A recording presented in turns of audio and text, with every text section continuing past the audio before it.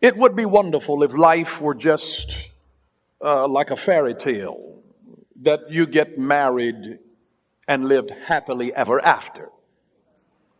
But what they don't tell you is in between getting married and living happily ever after, there are challenges that you deal with. It's not that when you get saved that it's the end of trouble. Sometimes it's the beginning of trouble. And you can't run from trouble. If you're going to do anything worth doing, there are going to be challenges associated with it. The moment that a woman gets pregnant and she's going to be a mother and the dad is going to be a father, the moment that experience happens, there are going to be challenges with being a parent.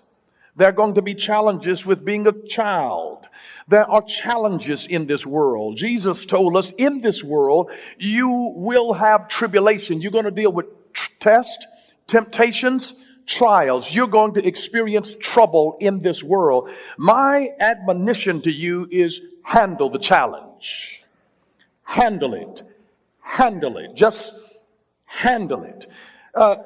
You can't be excused from it. Because let me tell you this, if you are spending your life giving people excuses as to why you're not handling the challenge, do you know people don't want to hear your excuses? I mean, just talk to your friends and just give them excuses every day about why you can't perform. They'll get tired of you really quick because nobody wants to hear anybody's excuses. Just handle the challenge. Now, sometimes people come to me with different issues, and I've looked at some people in the face and just have to slap them. I mean, figuratively speaking. Just by telling them this, deal with it. Because if you don't deal with it, who else is going to deal with it? You can't just put your head in the sand as though it's all going to blow over and everything will be all right in the morning. No. Deal with it. Deal with it. So, there are challenges that we're going to have. And God told the children of Israel, listen, I'm going to take you out of bondage. I'm going to get you out of here. I got a promised land prepared for you. But the issue is that in front of every promised land, there is always a problem. There's always an obstacle in front of every dream. There is something there is an adversity in front of every vision. Every desire of your heart, every aspiration, there's going to be something that's going to challenge you. But there is generally a problem in front of every promise. Freedom is the promise. The promised land is the promise, but there's always a problem in front of every promise. Promises are easy to profess, but challenging to possess. It's just the way that it works. It's so easy to profess it, but it's challenging to possess it. That's going to be a challenge. There's going to be a challenge. So don't expect a sudden breakthrough of the promises without your having to do some things. Don't expect a sudden breakthrough to happen in your life this year without your obedience. Don't expect a certain sudden breakthrough in your life this year without your discipline. Don't expect a sudden breakthrough in your life this year without your consistency. There are certain things that you have to have. You have to have obedience. You have to have discipline. You have to have consistency if you want a breakthrough. You see, a breakthrough is preceded by a build-up. It is a build-up of your obedience of doing what God told you to do, of being disciplined to resist the temptations to go a different direction and being consistent in your ways. This is why the Bible says men ought always to pray and not to faint. And this is not speaking to the male gender. Mankind should always pray and not faint or give up. There has to be a consistency, a diligence, a discipline. If you're not disciplined, then you will quit the moment that you have trouble. Have you ever been on a job and people begin to challenge you and then something on the inside of you says, you know what? They don't pay me enough to deal with this.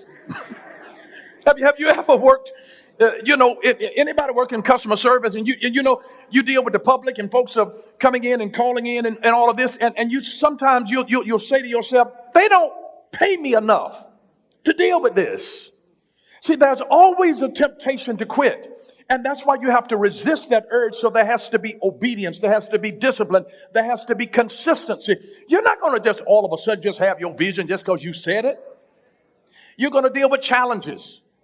I mean, yeah, everybody wants the honey in life. But in order to get to the honey, you got to deal with the bees.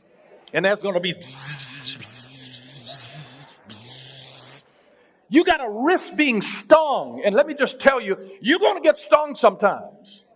And you can't just start whining and crying and just sitting like, I don't want to do this no more, God, because I was trying to get the honey. And somebody stung me, and they start talking about me. Handle the challenge. Handle the challenge. Handle the challenge. I'm telling you, I'm going to have honey on my finger even if my hand is swollen. I'll deal with it. I will deal with it. Now, it may be a little different thing if I'm allergic to bees and if it's going to close up my windpipe. I'm going to use somebody else's hand. I'm going to get me a long mitten. I'm going to find a way. Handle the challenge. Handle the challenge. Handle the challenge. Tell somebody next to you, handle the challenge. Let me just say this to you. Every person who becomes great does so because he or she addresses a problem. Every person who becomes great in life does so because they handle a problem. They find a problem and solve a problem. Moses became great because he handled the problem of slavery. Whenever you find a problem, if you're going to become great, it's because you address a real problem that was plaguing people. In the health industry, I mean, if you're a doctor, if you solve problems, whether it was a Charles Drew that developed blood plasma, if you solve a problem, if you handle a problem, you're going to be esteemed great because you addressed a problem. Nobody is ever considered great who didn't solve a problem. You've got to address a problem. So if you want greatness in your life, you got to deal with problems. David did not become great until he dealt with the problem of a giant called Goliath. So God uses problems to expose greatness. You don't become great. Nothing becomes great until it overcomes opposition. Nothing becomes great until it overcomes opposition. Nothing becomes great. Now, here are at least 5 ways that God uses problems in your life. And just 5 ways, at least, that God uses problems in your life. Now, I know most people say, you know, well, a problem ain't no blessing. I ain't praying for no problem. I'm praying for an answer. Well, you don't get answers unless you have problems. Here's the first one. God uses problems to direct you. God uses problems to direct you. Problems can actually point you in a new direction. Problems can point you in a new direction. They can point you in a new direction. You know, I was in China and I accessed my Facebook account. They shut my account down. I had nearly 700,000 followers there, and they shut my account. I still can't access it. But now, because I had that problem, I opened up an account on LinkedIn. I posted a picture there of me and my wife. I just checked yesterday. I had 1.3 million views. I never would have gone to LinkedIn had Facebook not shut me down. Are you understanding what I'm saying? Sometimes God can use problems to direct you. He'll close one door so that you find another path to be able to get there. There's always another way. Somebody said there's always another way. There's always another way. There's always another way. I don't know who needs to hear this, but there is always another way. There is always another way. There's always another way. There's always another way. So is God trying to get your attention for you to change some of your ways? There's always another way. Maybe he uses a problem to direct you. When you've been stupid long enough, you know, God will send a problem your way. I mean, problems become an antidote to stupidity. They have a harsh way of becoming ammonia when you are completely oblivious to issues in life. They will sober you. Problems will sober you. You get real serious. You get problems. You get a health problem serious enough. You get a money problem serious enough. Problems have a way of sobering you and directing you to the proper things. Here's the second thing. God uses problems to inspect you. To expose what's on the inside of you, because you don't know who people are until they have a problem. There are some people that are so nice and sweet until you challenge them, until you said, oh, no, you can't do that here. You don't know who people are until you tell them no. And then, then here comes Dr. Jekyll. It's coming out because you told them no. You don't even know who people, as long as you're agreeing and giving people everything that they want, problems inspect you. The problems become like a tea bag. You don't know what you got until you get in hot water. But it is the hot water that exposes what's inside of the tea bag. You don't know what's inside of the tea bag until you get it in hot water. Then it flavors the water. And so sometimes God will use problems in your life to show you your insecurities. God will use problems to show you areas of where you have been prejudiced against this or that or the other thing. God will use problems to inspect you. He uses problems to direct you. God uses problems to inspect you. Thirdly, God uses problems to correct you. Because there are some lessons that are only learned through pain and failure. And so children, sometimes they have to touch something hot in order to learn, don't touch that. And they've got to be burned sometimes. It's just to correct them. It's just to correct them. It's not to harm them. It's just to correct them. You let a child get burned by something. And you tell them, baby, don't touch this, baby. And then the child will, out of their curiosity, they just want to touch it. And then once they get burned, when they come near it again, they, hot, mama. Mama, hot. They'll tell you. But they won't tell you that until they've first been burned. So sometimes God uses problems to correct you. God uses problems to direct you. He uses problems to inspect you. He uses problems to correct you. Fourthly, God uses problems to protect you. To protect you. A problem can be a blessing in disguise if it prevents you from being harmed by something that is much more serious. That was one man that I talked to that worked in the World Trade Center on 9/11. And he overslept that morning. And then when he jumped up and ran out to his car wouldn't start. He had a problem with his car. And it prevented him from being there in the building when the airplanes hit. His life was saved because of a problem. Because God can use a problem to protect you. He can use a problem to protect you. He can use a problem to protect you. And it can stop you from going into dangerous situations. So you don't ever know what God is doing. Sometimes you can have an issue in your home and you can't get ready on time. You got a problem finding your keys, finding your glasses, finding your shoes. And it could delay you from being at an intersection where somebody was trying to get to work on time and has run through the light, and it could be preventing a crash. So sometimes God will give you a problem because that problem is actually protecting you. See, God is God, and God knows things about your life. He knows about the circumstances that you can't even see, but He can see somebody. And God can create a problem to say, I need to delay this person to prevent an accident in their life. So sometimes problems can be used to actually protect you. Protect you. And then fifthly, God uses problems to perfect you. Because problems, when responded to correctly, are great character builders. Problems can help us to learn to be patient. And patience develops strength of character on the inside of us. So God can use the problems in your life to actually perfect you. Sometimes the people that have gone through some of the worst problems have some of the best character. I mean, look at Nelson Mandela, sitting in jail for 27 years. And you would have thought that when he got out that he would have had vitriol hatred for everybody. And he was so loving and forgiving toward people. It was amazing. He counted it a blessing. God uses problems. Even David wrote about it in Psalm 4 and verse 1. He says, hear me, O God, when I call. He says, O God of my righteousness, thou hast enlarged me when I was in distress. God, that's when you grew me, when I was under pressure. I was having problems in my life. He says, that's when you stretched me. That's when you grew me. That's when you expanded me. It's when I was having challenges, because you don't grow in an atmosphere of comfort. The comfort zone is a place of mediocrity. And so if you're going to grow, you have to always be outside of your comfort zone. You can either choose to be comfortable or you can choose to grow. But growth and comfort, because you see, it doesn't work that whenever you get a problem in life that you just said, oh, you know what, I need another $2,500. Hey, Pops, can you cash at me? No. You want them to learn how to handle the challenge.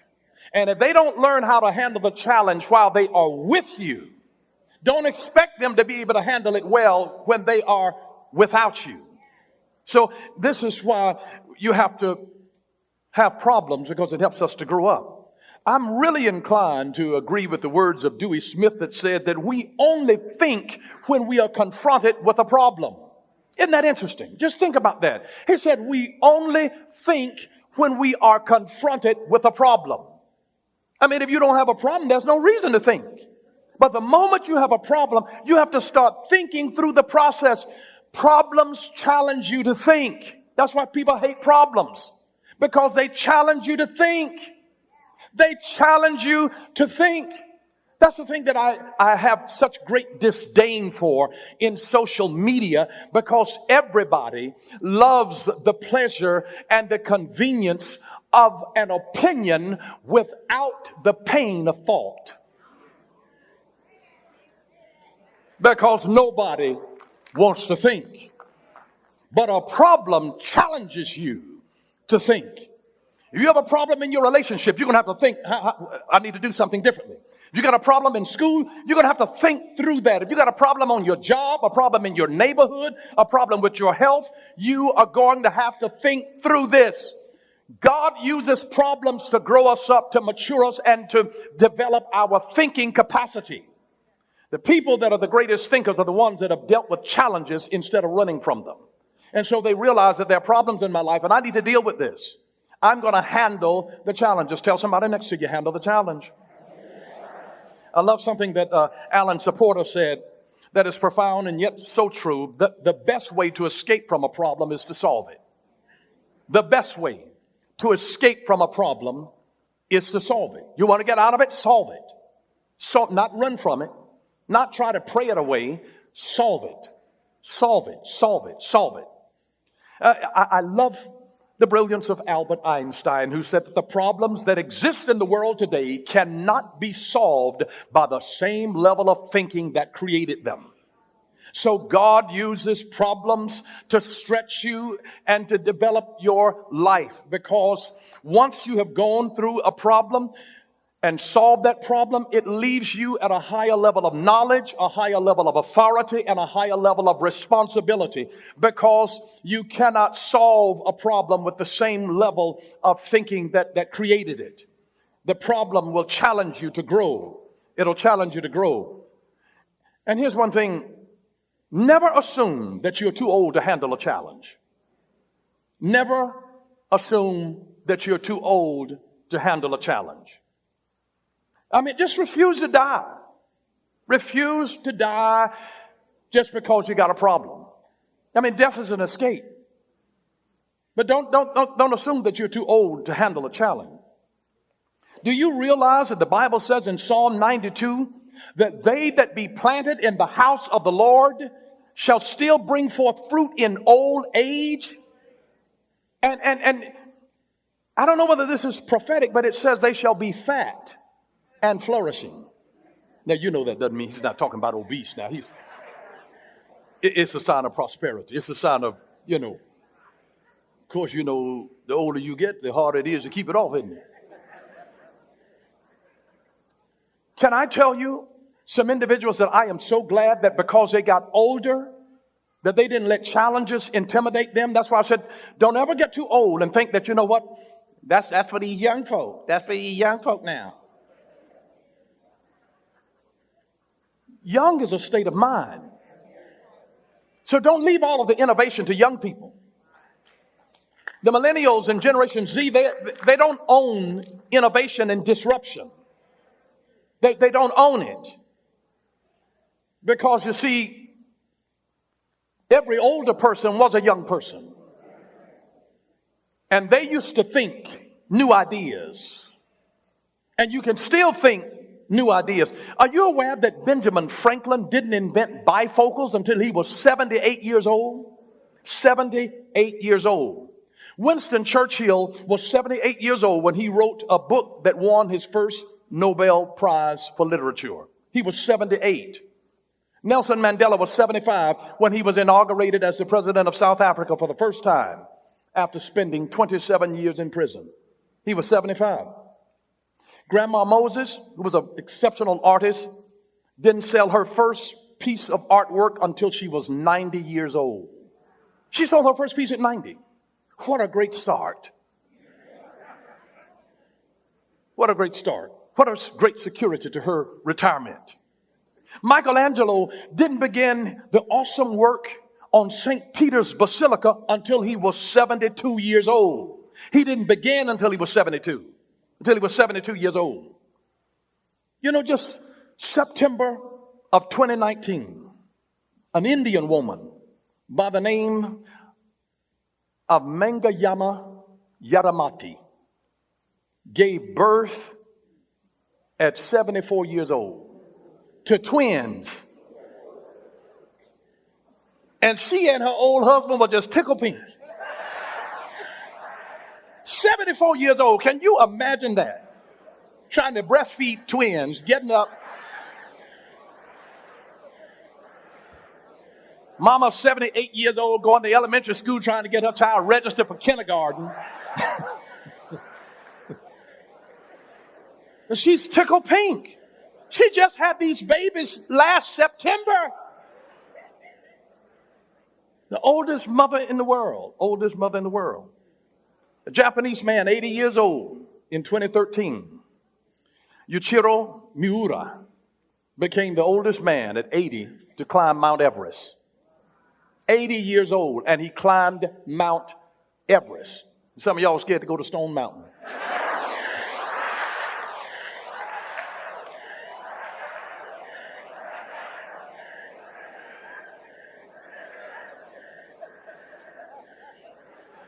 Don't ever let somebody else make you think that you're too old to accept a new challenge. In 2007, a woman by the name of Nola Ochs, O-C-H-S, she became the oldest woman in the world to graduate with a bachelor's degree. She was 95 years old. And after she graduated at 95 with her bachelor's, she still kept on taking classes until she was 100. She just died, in 2016 at 105. It's amazing. But that's what I call being a lifelong learner. A lifelong learner. She got her bachelor's at 95 and kept on taking classes until she was 100 years old. A lifelong learner. And just recently, a few years back, a 92-year-old woman became a first-time home buyer because she applied for a special program and qualified for a 30-year loan.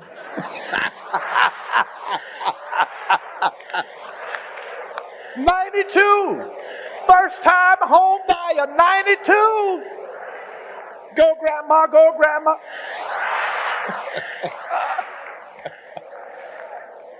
I love it. First-time home buyer. Got a low interest rate, too.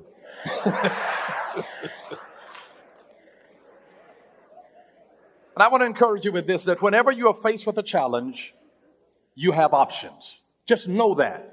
Whenever you are faced with a challenge, you have options.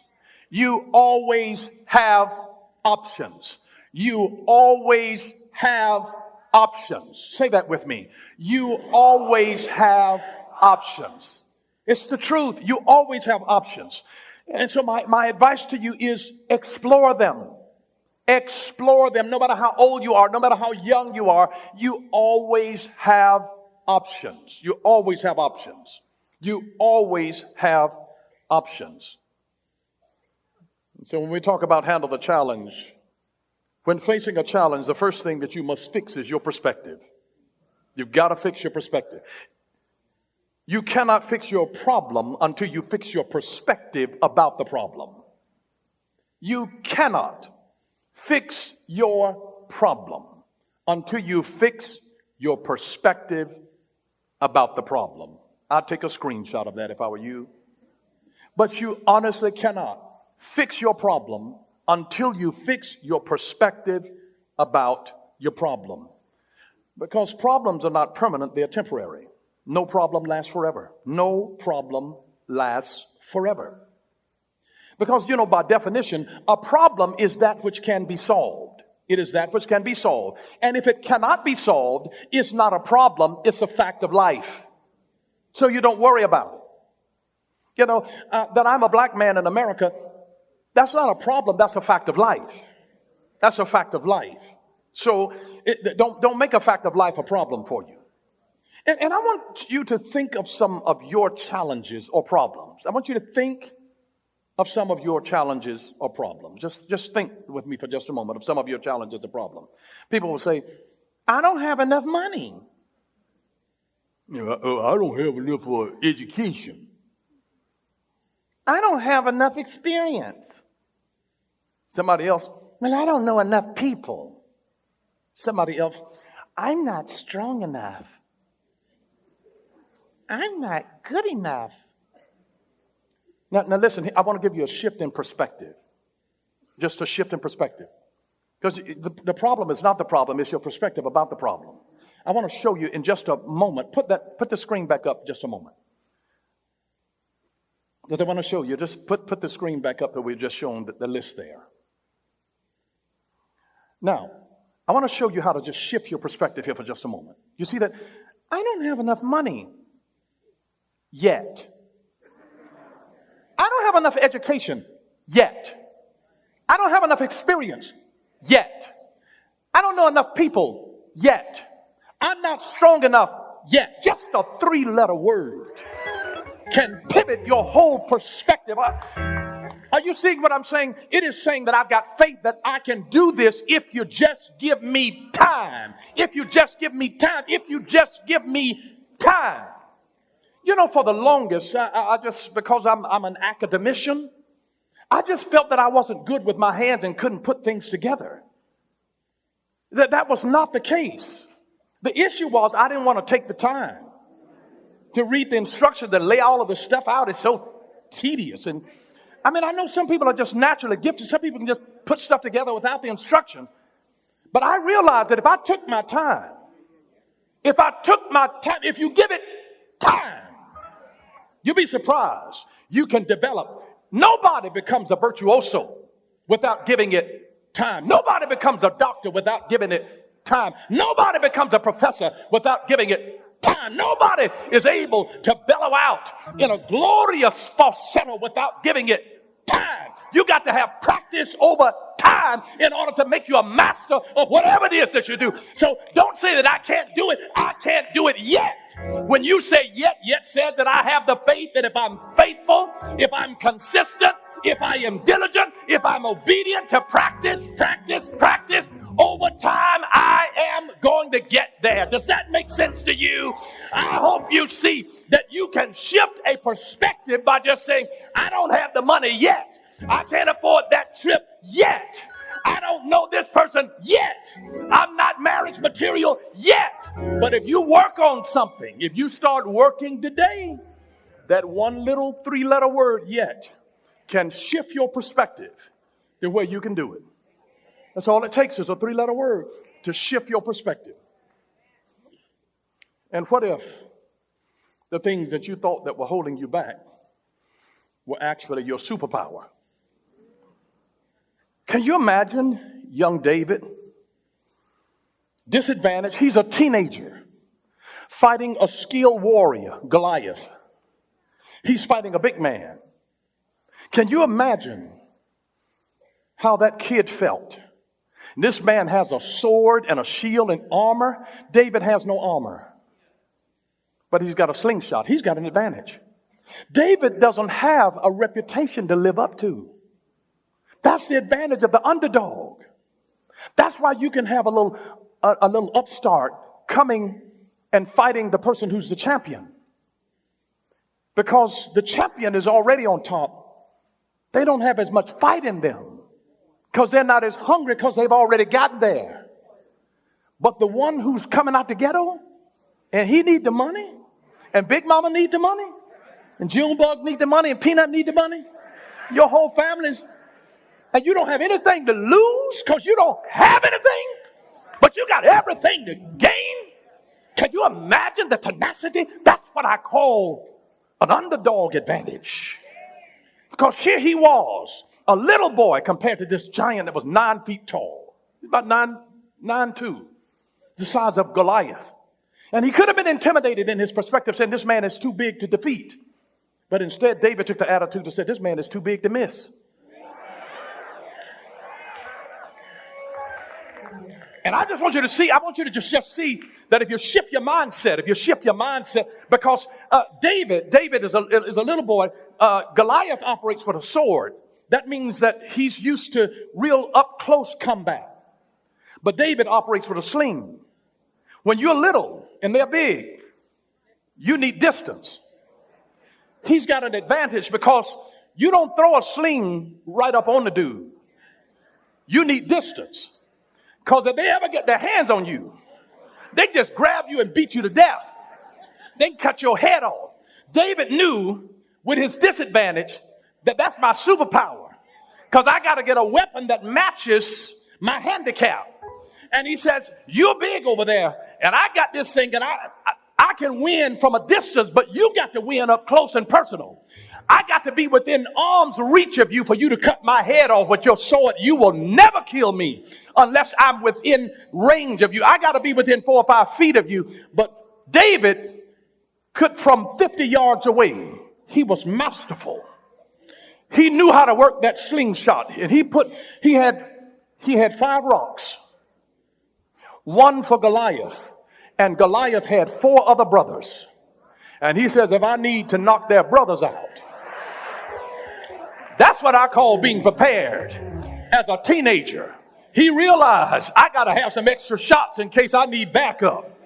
And so he had that. It gave him advantage. And sometimes what you might think is a weakness can be an advantage if you use your head.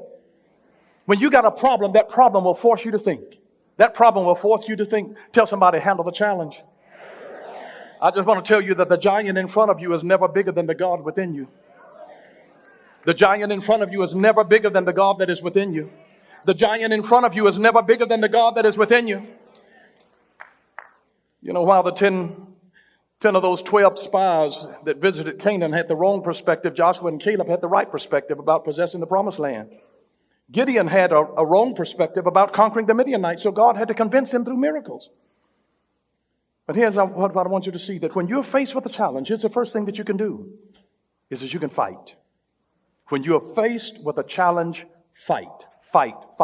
Use your strength to resist. Use your strength to conquer the challenge. Use your strength. Use your wisdom. Use your strategy. Fight. When you are faced with a challenge, fight. When you fight something, it means that you have to face it. Because you will never conquer what you're unwilling to confront. And when you face it, God can help you fix it. When you face it, God can help you to fix it. So I want to say this to you, though. Don't fight while you're angry, because when you're angry, you can't think and you cannot focus. The person that loses the match is the one that loses the temper. Listen, the one who loses the fight is the one who loses his or her temper. The one that loses the temper, it breaks your focus and it breaks your thinking capacity. Whenever you find people that get really angry, anger is really always based on fear. Anger is based on fear. It's based on fear. Fear of what? Fear of losing what you've got. Fear of losing the status quo. Fear of being embarrassed. Fear of being exposed. Fear of being rejected. Whenever you see an angry mob, they don't like the fact that you're going to change. You're upsetting the status quo. That's why there's an anger. They're angry because of something that you're changing. There is a fear of losing something, of coming into another. So whenever you find a person that's angry, you have to say, what is this person really afraid of? Anger is a sign of fear. Of fear. If a husband gets angry, he's afraid that his authority is being undermined, that he's being disrespected. He's afraid of something. He's afraid. It always exposes fear. Anger exposes a certain fear.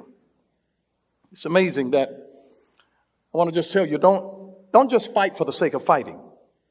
Don't just fight for the sake of fighting, but when you're faced with a challenge, fight. But don't just fight for the sake of fighting. Fight out of purpose. Fight out of purpose, because you got a purpose. Don't just fight because you're mad. Fight out of purpose. Fight out of clarity. Clarity. I know what I'm fighting about. Don't just be fighting just because somebody else is fighting, because you see dudes fighting in mob violence and somebody else is throwing a chair and a bottle and you join in and you don't even know what the issue is about. Fight out of clarity. Fight out of your godly convictions. A godly conviction. Don't just fight to fight. Fight out of a godly conviction. Fight for what you love. Fight for your family. Fight for your destiny. Fight for your friends. Fight for your future. Fight for your faith. Fight for your freedom. Fight for your health. Fight for your prosperity. Do you realize that when you're trying to do something, you got to fight for it? You got to fight to stay well. If you got a sickness, you got to fight to try to live. It's a fight. You got to fight with everything you've got. You got to fight with your diet. You got to fight with exercise. You got to fight with rest. You got to fight with scripture. You got to fight with prayer. You got to fight with your doctors. You got to fight with everything that you've got. And when you're challenged with poverty, you got to find ways out of that poverty. You have to. And here are some ways out of the challenge of poverty. But when you're dealing with poverty, you got to fight with everything you've got. Don't succumb to it. Fight with everything you've got. Here's some ways out of poverty. Anybody interested in knowing? Number one is pain. Pain. We change when we hurt enough that we have to change. When you get to the degree that when the pain of remaining the same becomes greater than your pain of changing, then you'll change. Pain motivates some people who are poor to get out of that, is because it hurts long enough and it hurts too much that now they're motivated to do something about it. When you hurt enough that you have to change, you'll change. Pain forces us to change. Some people come out of their poverty because the pain of it was so intense. Secondly, other folks that get out of poverty is through a specific talent. They got a talent. It could be athletics, and that's their ticket out. It could be music, and that's their ticket out. It could be acting, that's their ticket out. It could be comedy, that's their ticket out. You got to find some special talent. Find the uniqueness of whatever God has put in you, and you can get out. You can get out. You can get out. Look for specific talent. There's some people that got a specific talent, and it helps them to get out. The third way is that somebody sponsors you. It's through sponsorship.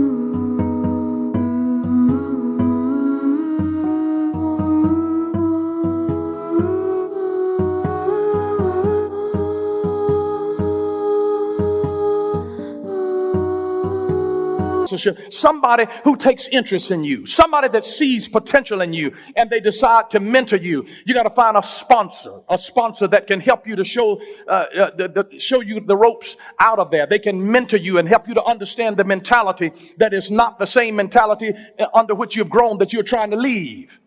You got to find people that don't have your problem, but find folks that's got your answer. And that's why you have to have folks that sponsor you. Somebody takes interest in you. My pediatrician growing up, he said to me one day, he said, I grew up in poverty, but he says, a woman paid for my education for me to go to med school.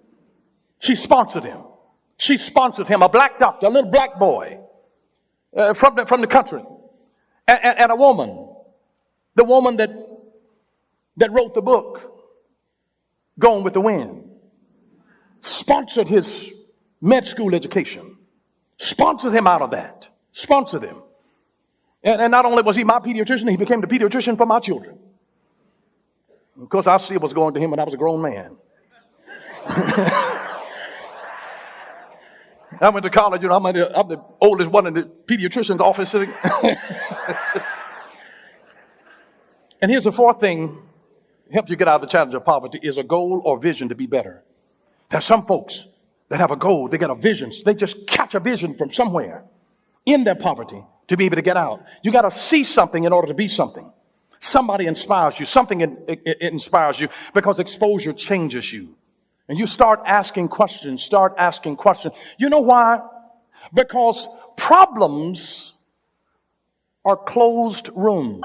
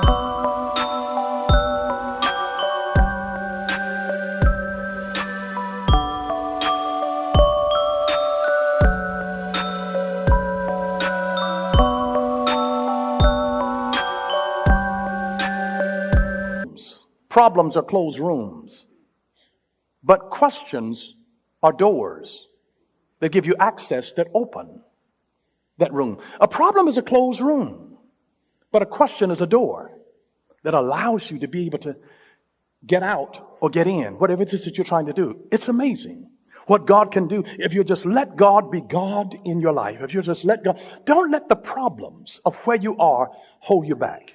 Don't let those problems hold you